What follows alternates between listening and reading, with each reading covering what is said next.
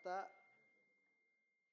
हिंगणा क्षेत्रातील जर आपण बघितलं तर आपण जे 3 गावांचा उल्लेख केला तिथे 80,313 स्क्वेअर मीटर एवढी जागा ही अतिक्रमित आहे, म्हणजेच 20 एकरच्या जवळपास, आणि 1990 किंवा त्याच्यापेक्षा आधीपासून आहे.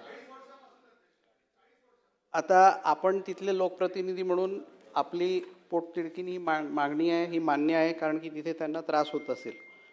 पण अध्यक्ष महोदय, MIDCकडे अशी कुठली पॉलिसी नाही आहे की आपण त्यांना पट्टे वाटप करू किंवा रेग्युलरायझेशन करू म्हणून.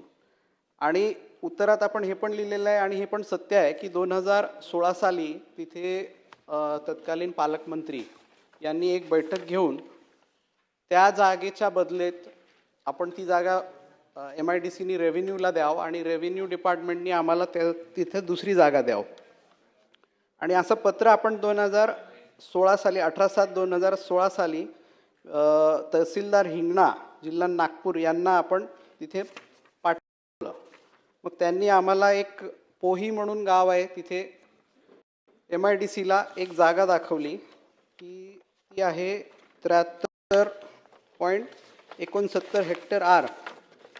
ही जागा अध्यक्ष महोदय तिथे MIDCच्या वापरात येण्यासारखी बिलकुलच नाही आहे तिथे, म्हणजे ती आपण वापरू शकत नाही. MIDCला थोडी जेवढी समतोल जागा असेल, सपाट असेल, ती तेवढी फायद्याची आहे.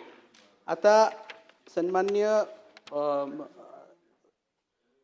मेघे साहेबांचं जे म्हणणं आहे की त्यातला पहिला जो प्रश्न आहे की आपण पॉलिसी करणार का, तर पॉलिसी खरं म्हणजे हा एक मंत्री म्हणून इथे करता येणार नाही मला. ह्याला बोर्ड लागते, बोर्डची मीटिंग लागते.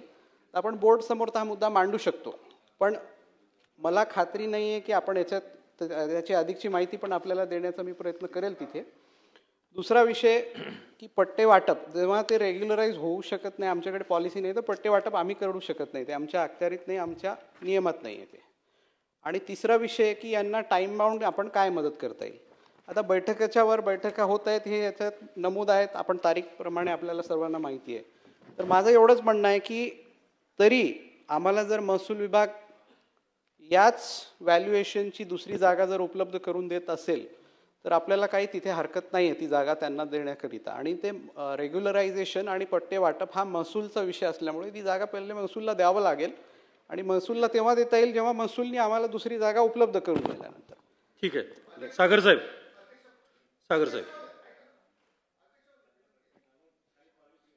अध्यक्ष महोदय, मंत्री महोदयांनी फार चांगलं उत्तर दिलं, पण संभाजीनगरला सेम विषय झालेला आहे अध्यक्ष महोदय. त्यांना तिथे पट्टे वाटप झालेले आहे अध्यक्ष महोदय. मग पॉलिसी फक्त विदर्भासाठी नाही का अध्यक्ष महोदय? प्रश्न घ्या ना माझा तोच प्रश्न आहे की समजा संभाजीनगरला झालं तर विदर्भात का नाही अध्यक्ष महोदय?